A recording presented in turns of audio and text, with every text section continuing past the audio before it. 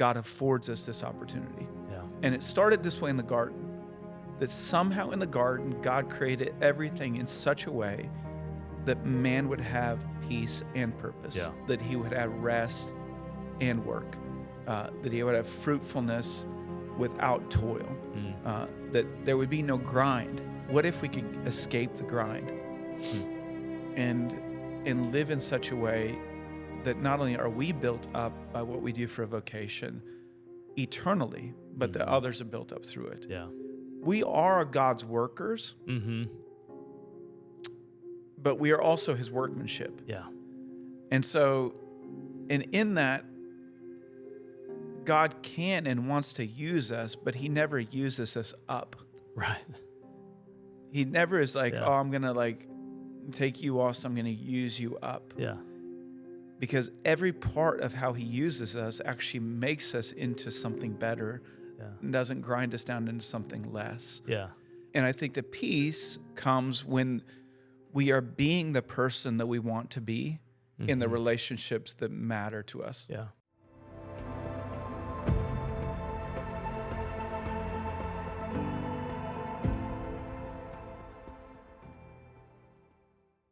Hey friends, welcome back to the Rising Tide podcast. We're so excited that you're here. So glad that you're here. My name's Austin Samuelson. This is my friend Matt Carpenter. And for us, this is our first podcast back since Christmas and the New Year's. And man, how was Christmas for you guys? Yeah, it was wonderful. You know, we talked, I guess it was early December for us. I don't know exactly when the podcasts were released, but we talked early December about like several, well, and even in November about several principles of gratitude, learning, and hope.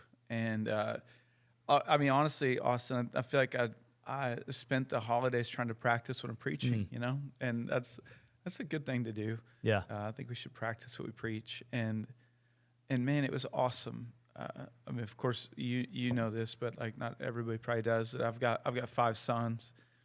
And they're getting more and more grown all the time, both in stature but also in maturity, and so we, you know, for us we did this thing. We talked about in one of the podcasts like the value of presence over presence. In other words, like to actually give yourself is the greatest gift, and to be present with people is the most love that you can show, better than anything that you can buy somebody. And certainly that doesn't eliminate ever buying a thing, but the greater value is in the presence. And so we've really tried to practice that as a family. And so we went out to Colorado, went to Pagosa Springs for like 6 days, right before Christmas, and just got a log cabin and stayed in this log cabin. And you know, as my boys have grown, my oldest is now 22, and they still want to be around. And so if we were here, they'd be around. Yeah. But they'd be in and out. And there's something about, you know, just being in a cabin in Colorado with nowhere else to go. That's just like you have to be in it together. And so, man, so many great memories and just great presence together. We one of the things we decided to do this year, this first year we did this, was we said to each one of the boys, like on the way out there, you get to pick a meal that we have while we're out here, and then you get to be the cook for the family. Oh, that's fun. And so the first night, Quaid, who's my fourth, he's 14, and he's like my favorite meal is chicken Alfredo. Okay. And so I'm like, okay, cool. So we went bought all the groceries the first day. Yeah. And the first night, like so Quaid's cooking chicken Alfredo. Now, Quaid's the kid that he has confidence and he'll just go all in, right? And so he's never cooked chicken Alfredo in his life, but like he's looked up a recipe and it's like, I'm like, you need some help, buddy? He's like, no, Dad, I'm going to do it. I've got it. Wow. I'm like, okay, but he doesn't know how to do it, you know, like, and so. Well, he's like running this cooking show. He's got his phone out. He's filming himself, like as though he has like a YouTube channel or something like that, which he doesn't. You know, it doesn't have any of that stuff. Yeah. But he's like, you know, talking through it, and he's like, you know, and like the phone falls down. He's like, oh, sorry guys, you know, like talking as though he's got some whole fan club watching him. But man, it was really special. We made meals together. we snowboarded a couple days, and thank God I like survived that. Yeah. Without No injuries. without breaking my body, like that's an old man speaking, that when you used to go snowboarding, it was like, how many jumps did I hit? And now it's like, how many falls did I not have? That's how you measure success. So no, it's wonderful. For me personally, Austin, I had a lot of time to and I took time to just reflect, and honestly was just overwhelmed with everything that the Lord has done, like in my life and through my life over this, especially this last year. Yeah. I mean, you've been with me through this journey, and February of this last year, which is it's approaching a year now. I got fired from my job really unexpectedly, and I feel like really unjustly, and felt like I was losing my life. Like I felt like, and so to reflect back on everything that the Lord has done since then, and how much life that He's given me over this last year, and taken care of us in every way, and not just in survival, but in, actually, I used this word just a minute ago, but in thrival. I mean, like, we've thrived. Yeah. And I look back, and I know I know I participated in it, but I know that God did it. Yeah. And so there was so much gratitude. And then, I took some time to hope and to look ahead to this next year, not just of what I hope to do or accomplish, with the Lord, hopefully, but also who I want to be. And there were a couple of things I would say I picked out. That is, I want to be more present. And whether you call that a New Year's resolution, I don't know, because there's probably some practices that are associated. Yeah. Not probably, there are practices that are associated with that. But that's a hope that I have, is I just want to be more present. Yeah. I want to be more present with God, and I want to be more present with people that I'm around, whether it be my wife or my kids, or just in relationships, which means I have to then be less distracted. Like, that's the trade-off, right? And then I want to be more free. That's been a treasure from this last year. I feel, and in fact, I will celebrate February 12th this year, which is the day I got fired. Yeah. I'll celebrate it as an emancipation. Like,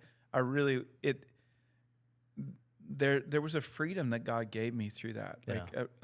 And so much was it like a dying to self, a dying to position, a dying to reputation.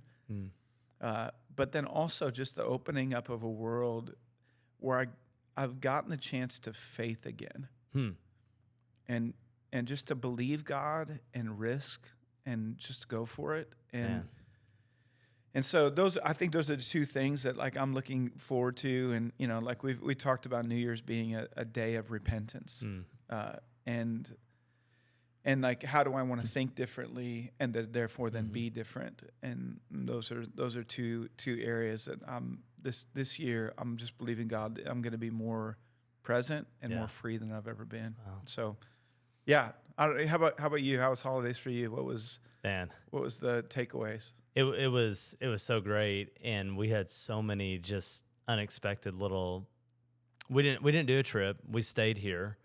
But there are just so many little, like, unexpected blessings along the way. I mean, for one, it was like 70 degrees, the several days leading up to Christmas. Right. No, it's crazy. I know some people out there are probably like, it doesn't feel like Christmas and I hate it, but our family, we love it. And so we were outside nonstop. We got to go, my in-laws have a place up on the lake, and we were up there, and it's like we went for a long hike around the lake. The lake is really low right now, and just these moments that were just really, really special.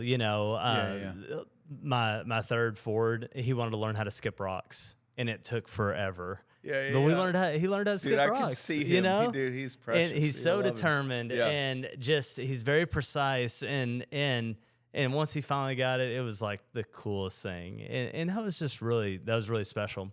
Yeah. So just those little moments of, like, what you're talking about, of just like, okay, I think that's the beauty of the holidays, of being able to just stop and take a breath, and you get some extra family time, to really spend together. And so that was really, really special. And we talked about it in the last podcast, but I've got to talk about brother gifts. Oh yeah. So yeah, we did brother for sure. gifts, and it was the most incredible thing ever. Like Christmas this year, it totally shifted. It shifted the whole day for our family, Wow. Matt. Wow. And so, if for those who didn't hear last time, what you encouraged us to do last year after Christmas was to really shift the focus away from what do I want for Christmas with our boys to like, what can I give? Yes, And yeah, absolutely. and that's what Christmas became about. And it was just an incredible thing. And so even just we'd gone through, and they'd given each other their presents. We'd given them their presents, and just as Ash and I, we'd taken a step back, and we were picking up some stuff, and we look over, and they're all four playing, not with our gifts, but with the gifts that they had given each other, and just having the time of their life. And that was just really special. And even seeing our oldest, Jet, he's 11, and he was just God just did such a sweet thing in his heart. He was so just engaged and excited about what each person was getting, what he was giving. Okay, it just shifted. It was incredible. I love this because but describe like how does that feel as a dad watching your kids like in that space, especially when you contrast that to you're at Christmas, you've spent a crap ton of money on a bunch of gifts that they're then like thinking about the thing they didn't get or fighting over like a toy or whatever. How does that contrast to that experience you had this Christmas? Yeah. I mean, as a dad, it's night and day different, and a little bit of what we talked about last time and what you and I had talked about coming out of Christmas last year. It was just this whole like rip a present open, move on to the next thing. What's the and next what thing? else? What else do I get? What else? Are there more presents somewhere else or whatever? And what shifted for us was this excitement for them around waking up. Now they're still 11, 9, 7, and 5. They're kids, right? And we want them to have that excitement around Christmas and that sort of thing and so forth. But the shift for them was like, man, I'm so excited to see what I got my brother. He has no clue. He's gonna love it. Yeah. And it really shifted the dynamic. It shifted everyone's hearts, and it was just a beautiful thing. And it's a simple practic, right? It really is. Yeah. But it yields such incredible fruit. Yep. And that's such the kingdom of God's like that. Like the small things that yield such big fruit.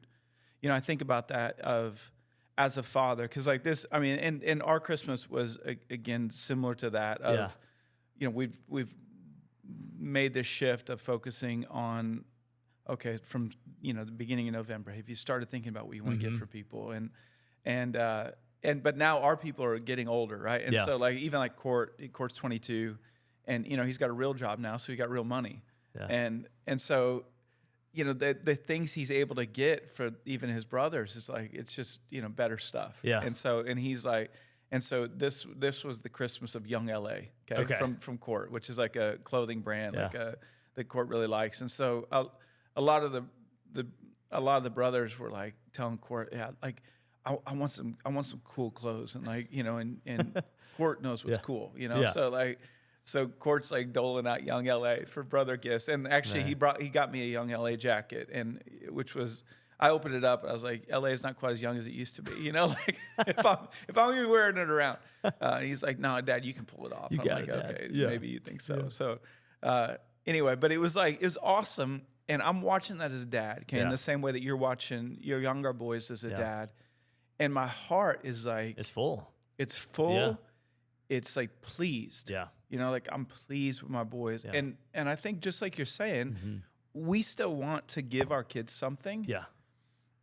But we feel so much better about giving our kids something when they're focused on giving something to somebody else. Yeah. And how much does that reflect the heart of our Heavenly Father? It's Matthew 6. Yeah. Yes. Yeah. Yeah. I mean, Jesus talks about it in Matthew 6. I love the Message version. He says, don't be so preoccupied with getting so you can respond to my giving. Wow. Wow. Yes. And we live most of our life like, okay, God, what can I get from you? What can I, how do I do this? How do I do that? I need you to bless this, need you to be in this, need you to whatever, and it's that getting Yes. as opposed to responding to his giving. What shifts us that's gratitude, right? I mean, Yes. isn't that what that is? Yeah, gratitude that produces generosity. Yeah. Yeah. Yeah. Yeah. Yeah, that's something, as the year closed off, and I know I don't know if we talked about this in the podcast, so forgive me if we already did. But it's been worthwhile enough for God to repeat it to me like almost every day that at the last Rising Tide Men's Reset that we did in Branson, one of the specific identities that I felt God spoke over me was that God wants me to be a pipe that the spigot is always open. Yeah. Okay. And what that means kind of figuratively is I hear people talk about that I'm a cup or I'm a pitcher, like, and I need my cup to be filled up. Yeah. And then I pour out, but I got to be filled up. And I've just never liked or necessarily believed in that analogy. I just don't think it's accurate as far as like how it works. Yeah. So I think we are meant to be filled up, but not as a pitcher, but as a pipe. And so a pipe, when it's filled, is meant to flow, and you can open the spigot or close the spigot, and it can be filled either way, right? And the filling of it is not contingent on what comes out of it; it's contingent on what goes into it. And so, as long as the pipe is connected to the source, it's always full, and it's always full whether it's open or it's closed. Yeah. And the challenge or the identity that I felt like God spoke over me was, Matt, like, I want you to live always open, not just as a pipe, but as a pipe always open. And there's a fear that's associated with that for me. There's a fear of, this sounds stupid to even say it, but like, it's just true. There's a fear of excess generosity that is, well, if I'm always giving, Yep. like giving financially, if I'm always giving relationally, if I'm always like pouring out, then I'll be left with nothing. Yeah. And that there's a lie that's circulated more and more in our society that's like the lie of self-care. Yep. And I really do believe it's a lie. Yeah. That the idea behind the lie is if you take care of yourself, you'll be taken care of. But that's not how God says it works. It says, if you will minister to me and minister to others, then I will take care of you. Yeah. And so that's certainly been an identity and a declaration that I'm trying to live. I want to believe God for, but it is the gratitude that produces generosity. And if I just go back to like watching my boys as they're giving gifts to one another, and like not just giving them, but celebrating. Yeah. The like watching each other. Like, I mean, when Quaid got this new, like, it's a jersey, but it's like a fashion jersey, and it's like, and it's young LA, and and to watch him come, like, so like they all, when they got to stuff, they want to go try it on right now, like, and so they're like back in the bathroom and they're walking out, and like you can just see like in their faces like the oh man, like look at me, like, and to see Court smile as like they are enjoying the gift, man, as a dad, I was just like, dude, this is it. That's beautiful. And I just think, how much more does our Heavenly Father smile? How much more is He pleased with us when we interact with that, like not just on Christmas, but every day. Yeah. And I think there's a place in there that is, and maybe this will help us kind of down the road here too. There's a place that is a place of peace, but also a place of purpose. And I think that's something that we've talked about over the last couple of weeks, this a little bit, but I think God delights in that. He's pleased when we're in the place of peace and purpose, when we're in a place of gratitude that produces generosity. Yeah. So I think God delights in that. Yeah, absolutely, man. Yeah, there's so much to all that we just have such a good Father, right? Yeah. And His goodness. I think when we are able to receive his goodness, then it can just pour out, and not, because that's the lie of the enemy, right? That it's going back to your pipe analogy of like, hey, at some point it's gonna end. God's Yeah. gonna turn it off, and there Yes. won't be enough for you. You're gonna Yeah. have poured it You'll all just be out, and it's empty. gonna go Yeah. away. Yeah. And that's Yeah. just a lie from the enemy. I mean, Yeah. And it gets termed as burnout, like that is, oh, well, I'll burn out, or I'll be left with nothing, or I'll be empty. And even people talk about that within ministry, within full-time ministry a lot, and I'm sure that's, I mean, we come from different vocational backgrounds, Yeah. but like people burn out in management, people burn out in the business world. Like, yeah, at least what I believe, and I know there's a lot of people that will argue with this, but there's people argue about a lot of things. So what I believe is like, I don't believe that we can burn out if we truly do ministry. right. Because Jesus says, my food, my nourishment, what fuels me is to do the work and will of the Father Yeah. and see it come to completion. Yeah. And so whatever we do for purpose, especially if it's for a noble purpose, is not something that drains us. It's something that fuels us. And so it actually becomes like a perpetual supply. Yeah. That when we, not only when we're trying to do the work of God, but when we see it come to completion, when we see that like God's actually worked through me, Yeah. man, it fuels us to then be able to give more. And I think it fuels that cycle. Yeah. You think that's true? Oh, yeah, I think so. And I think just continuing to play on your analogy, what you're not talking about is how much water is flowing through the pipe, right? Yeah. You're dependent on God to give either like an enormous amounts of water, or it could just be a trickle. But your command is to keep the spigot open and Yes. pour it out, Yes. right? Yeah. And I think for me personally, so often in my life is where I'm focused on how much water is coming out of the pipe. Well, that water needs to be gushing all the time. So if God's only providing a trickle, then I need to go make up and try to find ways to make it make more water come out. And that to me is where the exhaustion, the burnout, the feeling of stress and anxiety come from.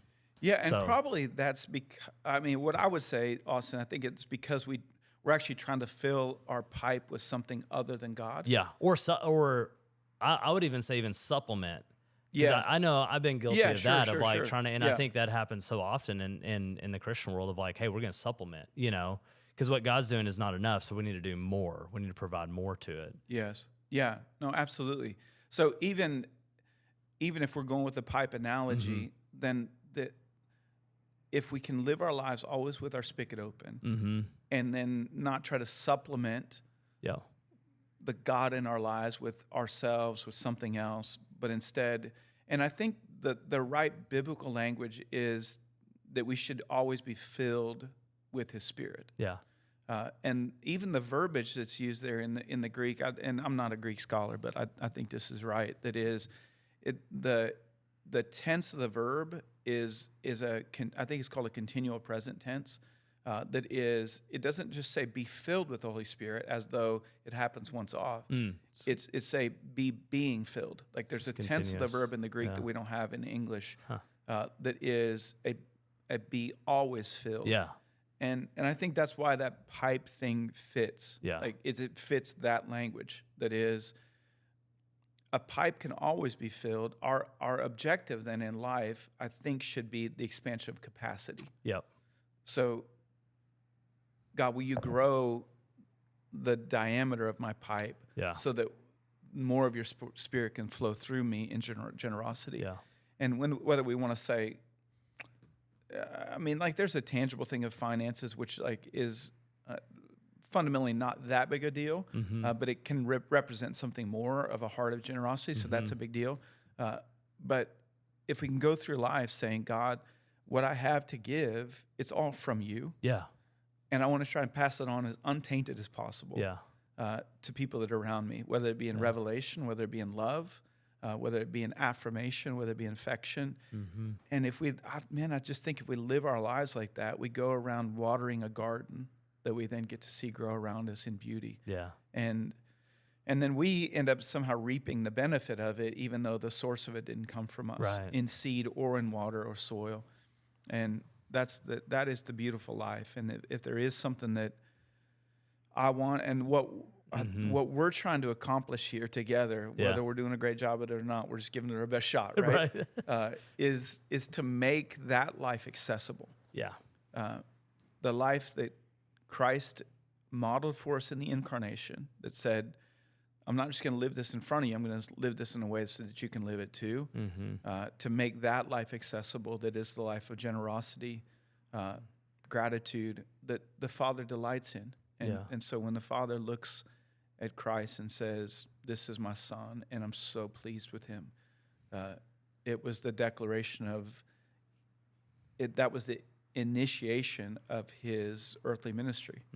That was, I find pleasure in you now giving yourself away. Yeah. And so, yeah, I think the thing that we need to be filled with is his Spirit. That is the oil that flows through us and becomes a blessing not only to us but to others. Yeah. So talk me through a little bit, because we had this conversation not a week or whatever, a week and a half ago at this point. That was your journey with. I mean, you're in transition too, and so we were kind of just talking about your journey of life and finding peace. And I was just asking you some questions of like, okay, so what do you want out of your life, and what are you doing with your life, and whether that's the right language or not. But that's kind of how we were talking. Yeah. And so what's been that journey for you, and where are you at in it? Yeah. So, for me and my wife Ashton, I guess around May, that time frame, we made the decision, and for me, to step out of the day-to-day operations of our primary business. And so we've got a phenomenal team. And it was one of those things, kind of going into the year, I knew that God was about to shift. And I had no idea how that would look or what that would look like. I just knew that there was some change coming. And some of that was rooted in just lack of peace, like what you and I've talked about. Well, and describe that. Like, what did that mean tangibly? Like, what were you not at peace with? Yeah, I think just a lot of, that's a really good question.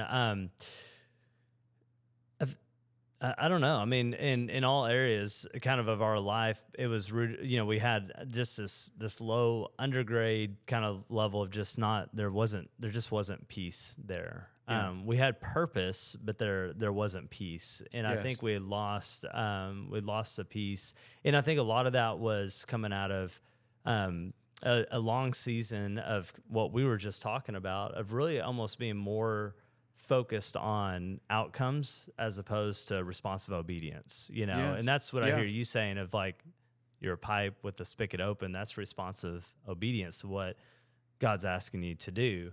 And for us, it was a season of worry, of striving, of toil, And so that created a lot of, lack of peace really, for Ash and I. And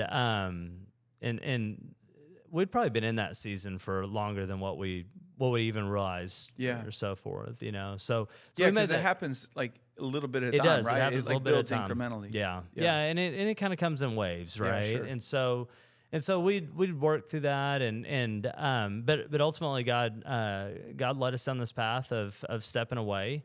And just totally in only a way that a loving father would do, and it was just absolutely incredible the way all the events worked out, and we're still involved with the business and still love it, and that's good, and we just have a phenomenal team there. And again, you look at the way God makes a way and provides even before you need the provision, right? Yes. And that's one of those great examples. But I think as we've made that transition out. And for me personally, the conversations we've had is like, okay, I've had more peace than I've had in years, but there's a little bit of a lack of purpose and understanding. Okay, what is that purpose? What does this next journey look like for me? And I, life has a funny way, just kind of like with you kind of end up at these crossroads, right? And you don't expect to be there, especially for my personality. I'm a planner. I'm always looking to the future. And I think that's exactly what God is saying. Hey, I want you to come back and stay with me right here in the present. And he's just continued to draw me back into that. So we're, God and I are working through that right now. Yeah. And I don't have a great, well, hey, this is what he said to me, and this is the vision he's given me, or whatever. I don't have that. It's a work in process for sure. Absolutely. But we're working through that, and I think that the challenge that I think is such a good challenge of looking for and asking God, okay, God, what purpose? What are you calling me into right now? And asking Him to speak that identity over me, over Ashton. That's where we're at right now. Yeah. Yeah, one of the things that, and I know we talked about this, but I just think that this is true for my life. I think it's true for every guy that I interact with, especially what I would maybe term higher performing men. Yeah. Just because I think that there's some people that are either so defeated or they have like a wrong contentment with like, I'm just going to exist. Right. That maybe don't interact with this, although I think it's because they've somehow like given up on purpose. Okay. But like higher performing men feel this thing that's like, I've got to be doing something. Yeah. Like my life has to count for something. We need a battle to fight. Yeah. We need a battle Right. to fight. We need a war to win. We need like, we got to be building something. We got to be fighting for something. We got to be accomplishing something. And it's got to be bigger than me. Yeah. And it kind of has to be bigger than my family. But I think what happens a lot of times is if you get overly focused on purpose, okay, which is what, let's call that purpose for right now. That is, I have a nobility of cause that's bigger than me. Yeah.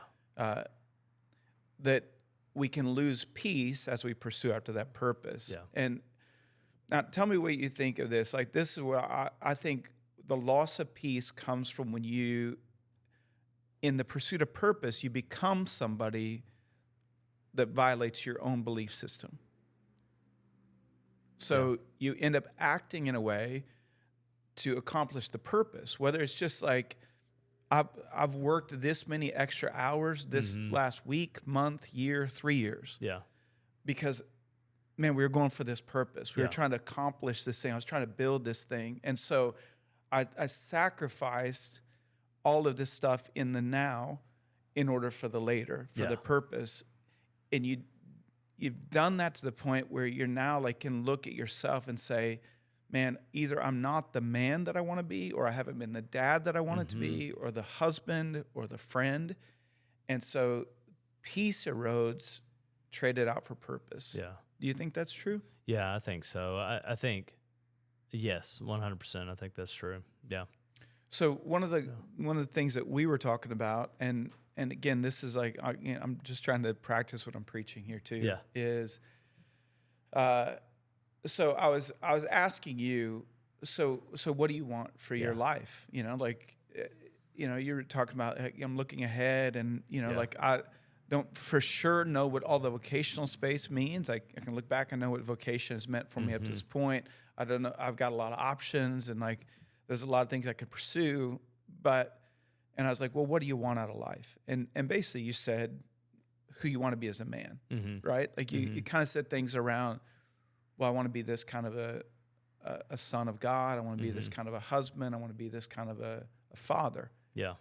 And do you remember what I asked you? I said, to what end? Yes. Yeah. And I was like, okay, cool. Yeah. To what end? And you're like, well, just to be have a great family. Yeah. Okay, to what end? Yeah. And in it, like I think this is the space where we can decide and pursue after peace. Yeah. But then also on the other side lose purpose. Yeah. And I think the peace comes when we are being the person that we want to be in the relationships that matter to us. Yeah. Like that we feel like, okay, like, no, I'm waking up in the morning and I'm spending time with the Lord. And I'm actually present with God. And I've been engaged with my wife. Like our relationship's in a good spot. Like I feel like I'm being the husband that not perfect, but I'm giving it my best, and I'm been present with my kids, and there's peace that can come from those things. But then I think sometimes we can trade out the peace or pursue after the peace and then lose purpose. And then I think as a man, we feel like, okay, well, I'm doing all the right things now, and I'm the right person. Why do I feel so empty? Yeah. And I think it's because we can, in pursuing after peace, we lose purpose. Yeah. Do you think that's true? Yeah, absolutely. And I think, at least for me personally, it's easy to, okay, step one, find peace. Step two, well, okay, purpose is hard. That's going to take time. So let's go find some projects in between. Okay, yes. And so you kind of bridge the gap with some projects, some little mini battles to fight, if you will. And so, but then you can wake up and you're like, wow, I've got a lot of projects and I'm doing a lot of projects and I'm pretty peaceful, but I'm also pretty busy now, Yeah. And so, but you're doing all that outside of purpose. Okay, cool. So describe what would be the difference between, in your language, projects and purpose? Okay, like what is like the defining thing that separates a project or a lot of projects from really godly purpose or purpose in the way that we mean it? Yeah. Yeah. I mean, I think, what I would say is like a project. Those are things that are like, okay, they're for the benefit of your family. They're for the benefit of providing all those things, right? Yes. And they're challenges, right? Because as men, yes, God wired us in a way to fight a battle, to overcome challenges, right? And so that's in our nature, and we desire that. So we try to go meet that need and go fill that. I think if we jump to, hey, let's go do the little project or do the thing out, before we've defined the purpose, then I think that can lead us down these paths of, oh, wait, what am I doing here? Why this doesn't make sense? Or you wake up in a place where it's like, hey, I don't have peace, again. Yes. So, I think for your challenge for me has really resonated in the past week of like, okay, hold on. We got to ask God, okay, what's the purpose? What purpose do you want us to walk into? What are you calling us into? And really listen for that. And, that's hard. So that's hard to do. The purpose more than a project would have then eternal value versus just temporary value. Exactly. Yeah. And it would also have a scope that is bigger than self. Yes. Yeah. Because I think what you said was a project would be something to serve me or to serve my family, basically, or to serve my wife or whatever, like to provide for ourselves, whatever. Means, Whereas a purpose would have to have a scope that's bigger than that. Yeah. Like, how does this provide for other people? How does this empower, encourage, equip other people? What's the kingdom impact? And then how does that change eternity? Yeah. And I think that's spot on. I was talking with a good friend of mine in Pennsylvania. His name's John. I hope he listens to this at some point. John's been a treasure in my life over this last year, and just to watch God move in him and through him has been like an absolute joy for me. And I was talking to him earlier today, and I'm telling you, over this last year and a half, I've watched God I can't think of a prayer that we've prayed together that God hasn't answered. Wow. Now, sometimes it's been a journey or a process, that was okay, this is what I want. This is what I believe that God wants for me. Okay, let's pray about this and ask God. And then God was like, okay, so these are the steps to it. So it hasn't been boom, it's not like a genie on a lamp, God's not like that. God's a father who, when his kids ask him for a good gift, he says, okay, I'll give you the gift in a way that makes you good. Mm-hmm. And so that's been the journey of the last year and a half. And it's been absolutely incredible. But what John was saying was he's done his year in review, and John's an incredible craftsman. I grew up doing carpentry work with my dad. Yeah. Okay. And so I can do some carpentry work, but John's a craftsman. He builds cabinets, and in cabinet building, custom cabinet building is it's refined work. Right. And if you're not refined when you do it, you don't nobody wants crappy cabinets. So, John's an incredible craftsman, but what he said is he's like, I think he'd be fine with me sharing this. He was like, man, I've done my year-end review with my employees, and he was like, I was so encouraged because what they talked about was like, I love not just my job, but I love the atmosphere of the workplace.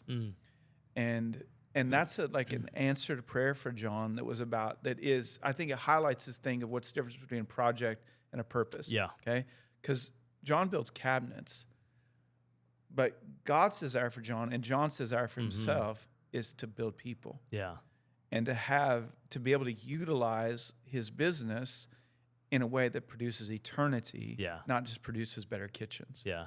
And so like for John, like to see that, to hear that, and to hear it reflected back from his employees, it's like, and he did it in a way that didn't violate his belief system.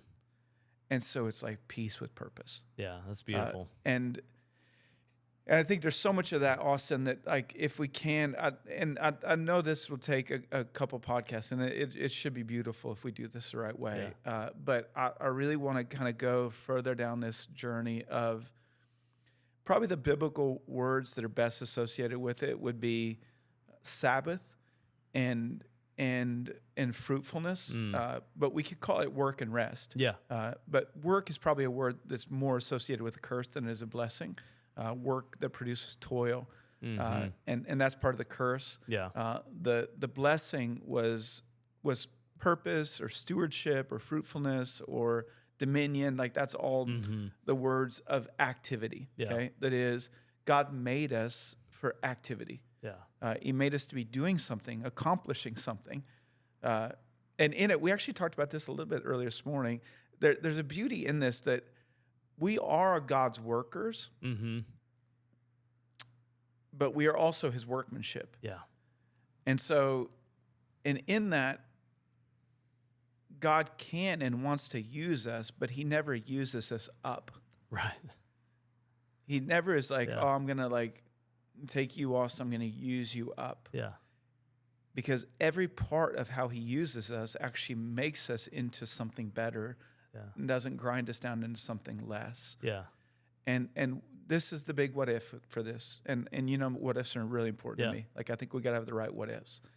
So what if every man, and I'm not limiting it to man, because I know that there's a lot of women that watch this podcast as well. Okay. But like what we've said is we're both men, and we think men need to step up and lead in this area. Yeah. So I want to say this first to what if every man could get to the place where they have peace and purpose. What if every man could escape this thing that we call the grind, that is where whatever they're doing for a vocation, it's grinding them down. They're like becoming constantly less. Yeah. They're getting older. Their bodies are wearing out. Their minds are wearing out. They're burning out. Like this is the language, right? That's like, oh, I'm just grinding right now. And people grind with some hope, you know. It's like, well, if I grind right now, then I can retire and play golf or whatever. Yeah. You know, I don't know what the objective is, but what if we could escape the grind and live in such a way that not only are we built up by what we do for a vocation eternally, but that others are built up through it. Yeah. And then what if we could live our lives in such a peace that rest is not something we look forward to on the weekend, and rest is not something that just is about a vacation or a holiday. But what if we could live in this place where we have peace and purpose, that we work and rest? And I believe, this is what I believe, that God affords us this opportunity. Yeah. And it started this way in the garden, that somehow in the garden, God created everything in such a way that man would have peace and purpose, that he would have rest and work, that he would have fruitfulness without toil, that there would be no grind, that he would accomplish something that's eternal, even as something eternal is produced inside of him. So what if we could get to that place? I mean, like, how would that change our lives? How would that change the world? Yeah, it would change everything. Yeah. Yeah.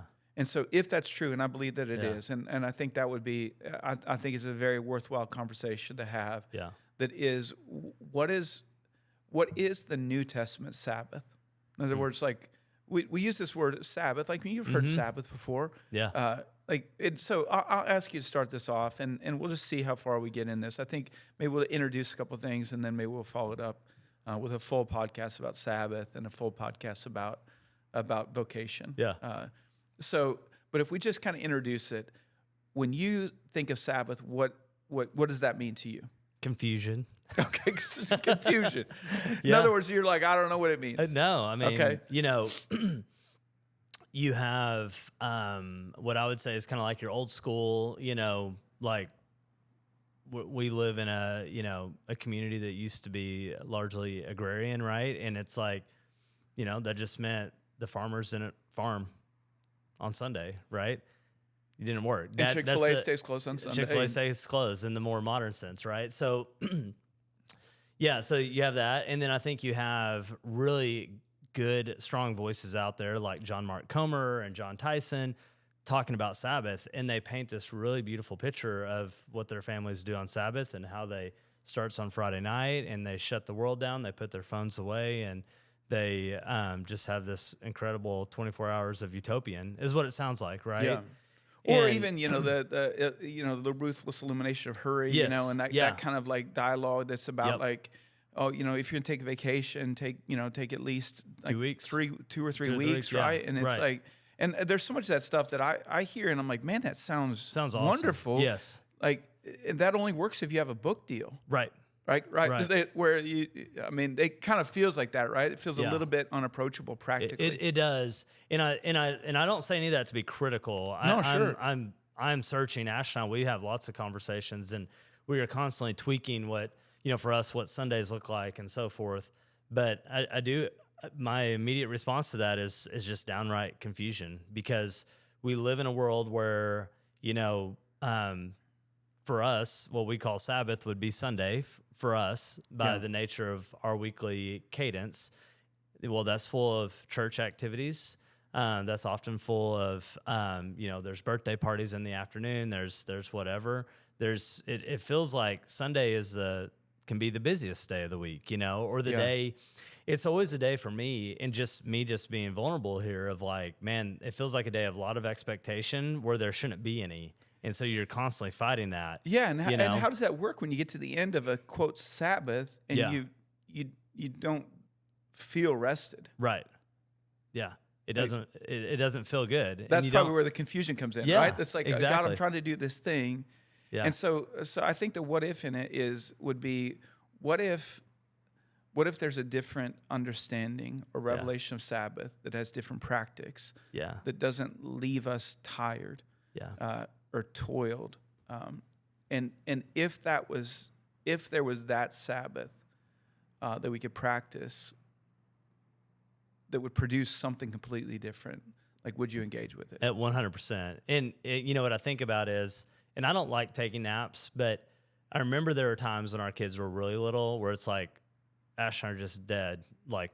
And it's Sunday afternoon and you want to take a nap so bad, right? Yeah. But you have kids that our kids don't like to nap. I mean, I guess they take that from us. And it's like you do anything to take a nap and yet you can't take a nap, but you have this in your mind that you should nap. And then all of a sudden you become more tired, right? Yeah. And it's like, I don't take naps 6 other days out of the week. Why is this all of a sudden this thing? And I think what you're describing is, for us at least, it's this concept of like, hey, I need this thing to feel rested. Yes. Right? Yeah. And where I believe you might be suggesting is like us change the paradigm. Yeah. And let's flip it on its head here. Is that fair? And definitely like let's throw it out there as this. I think the common understanding of Sabbath is a 1 in 7 pattern. Okay. Yeah. That you described as it's Sunday. And I think for most believers, they would focus on a Sunday, and say that's Sabbath. Now, like we can definitely look Old Testament and say Old Testament Sabbath was absolutely a Saturday, Yep. and there's some people that would hold on to that rigidly and say no, it still should be Saturday. And so the thing we're doing wrong is we're practicing it on the wrong day, but there is a different day that's not Saturday or Sunday that the New Testament says this is now your Sabbath day. And then it gives 3 like requirements that if you're going to live a life of Sabbath, you have to meet 3 requirements. And it opens up a doorway to a life of Sabbath versus a day of the week of Sabbath. And so, yeah, it's an awesome, it's not an awesome idea, it's an awesome life practice. Yeah. And I think there's so many people there in the space that you're describing that is, okay, I understand that Sabbath is a good idea or even a biblical truth. And I've read or listened to things where people are saying, oh, you need to take a Sabbath. Yeah. And the problem is that you don't take Sabbath, but then they try to take it in the way that's still almost like an Old Testament Sabbath. Yeah. And they wonder why it's not producing a New Testament outcome. Yeah. And so this is where the writer of Hebrews takes this Old Testament icon and he brings it to light in a new covenant world. And what Jesus says is, of all of the law, he says, I didn't come to abolish it or to do away with it. I came to fill it or to fulfill it. Yeah. And so there is a New Testament fulfillment of the Sabbath that we'll take a whole podcast and talk about it. And it'll be beautiful. It's a beautiful way to live. And I think it's like, it's become somehow a bit of a hidden truth that I think there's so many Christians that are sit in the spot that you're describing. Yeah. It's like, it sounds great, and I know that I should do it. I don't know how practical it is, but even when I try the practice, it doesn't necessarily produce the outcomes. And so the what if there is a revelation that God could give us that would allow us to live in Sabbath versus have it once a week. The other piece that we'll kind of introduce, and then we'll talk about this probably in a couple podcasts here, would be the space of vocation. And I'll throw it out there like this: there's 3 different words that we use for what we call making a living, which also is like interesting language. When you say that I'm making a living, Right. Because do you have the ability to actually make life? Not really. No. So even our efforts to make a living are probably in vain. Right. That we're better off to say, like, what am I going to do to live the life of God or to participate in God's eternal life? And so we use different words to describe that, whether it be job or occupation, career, vocation. And there's actually one of those that's right. And that when we engage with it, especially when we engage with vocation along with Sabbath, that it allows us to be in this place where we rest and we work. And that both of those things fuel us, and they fuel us in a way that allows us to escape the grind and accomplish eternal purpose. And it's the best way to live. And it's something that I think if we would get this thing right, the experience of our lives, especially as men who I think long for purpose, but also want peace, I think our experience would dramatically transform. So, I'm looking forward to it. I think it'd be a fun journey. I can't wait. Yeah. Awesome. Well, I guess until next time. And actually, let me throw this out there too, just because we are starting off the year. We've got some Rising Tide events that are coming up. That we were actually just talking about this before we started the podcast, but we're doing our very first Rising Tide marriage reset. Yeah. And I'm super excited for it. I've actually just over the last couple of weeks got the place booked. We're going to go to Miramar Beach, Florida, which is a beautiful, beautiful area. There's space for 20 couples, and I think the marriage is it's a foundational piece of God's kingdom to be built. Yeah. And when God in the garden, when he said, I'm going to put all of my nature on display in creation, man, there's so much that he concentrated in the package of marriage that declares intimacy, declares identity, it declares multiplication, it represents covenant, and it's a foundational piece that is under such fierce attack and in our society, and I don't even mean just society like big words. I mean like in our community. I'm watching this with friends and with people that I'm around. It's like, and marriages are being destroyed. And we can try and skip over it and say, well, we're just going to build something anyway. Yeah. But if you start building something on a bad foundation, everything is jeopardized. Yep. And if you try to say, oh, well, we're just going to focus on our kids for now Yeah. and build great kids, good luck. Yeah. Good luck building great kids without building a great marriage. Yeah. Good luck building a great church without having great marriages. Yeah. And so it's going to be specific attention and intention towards, I think, one of the most foundational building blocks of the kingdom of God is marriage. And I'm excited for it. It's a chance to reset, to look at our lives. And what I said to you earlier, and this is, I'll just throw this out as vision, it's going to be less about looking backwards and looking inwards. And not that I think that that's always bad, but I think an over-focus backwards and inwards keeps us from having hope of what can be. And so the hope for the marriage reset would be to look upward and to look forward and say, God, with your help, who do we want to be? Not who haven't we been in the past. Yeah. We can make a quick look back and say, God, who do we want to be? And we need you to do this. And that's the reset part. Yeah. We want to reset our marriage in such a way that we can build your culture and your kingdom from inside out.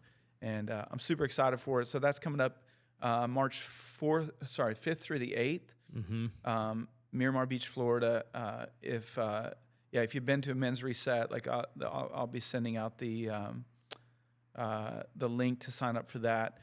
And then this summer we're doing 2 family resets. So last year we did a family camp, family reset in outside of Durango, Colorado. Man, it was incredible. It was awesome. Yeah. I mean, I think our kids are already like, oh man, we got to do that again.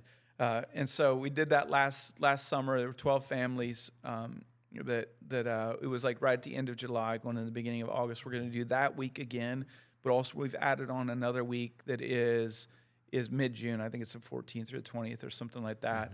That is specifically that same thing, but can we bring our kids into it? And there's so much that just happens by having new older brothers and sisters. Yeah.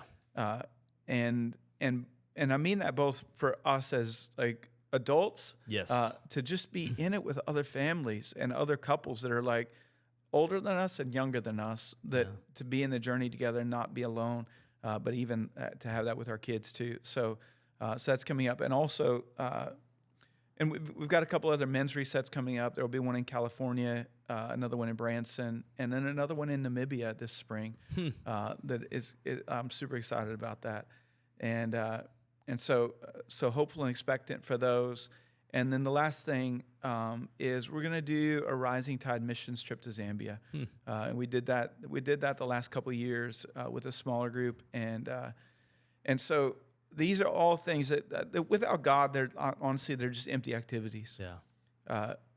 But what I'm believing God for and what I believe God's promised is if we'll set aside this time for our families, for our marriages, for our own development in Christ, if we'll put that before God as a vessel and say, God, I know this is empty without you. Yeah.